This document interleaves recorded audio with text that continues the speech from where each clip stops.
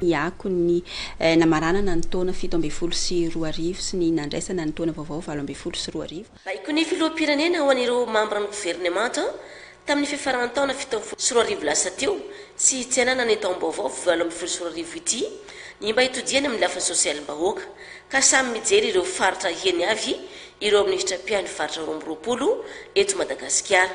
Manoloan'izany indrindra dia taty amin'ny faritra Orombe no namarana sy nitsena ny taona vaovao ny ministry ny poste sy ny fifandraisan-davitra ary ny haikajy mirindra izay piainy faritra Orombe.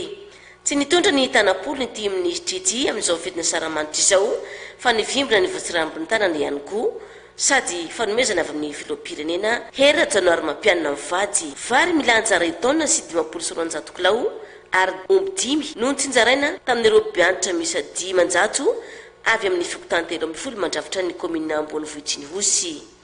Nahazo vary 3 kilao sy henanomby 1 kilao sasanisany ireo bianitra ireo ho nofikena amin'ny tapiavanana.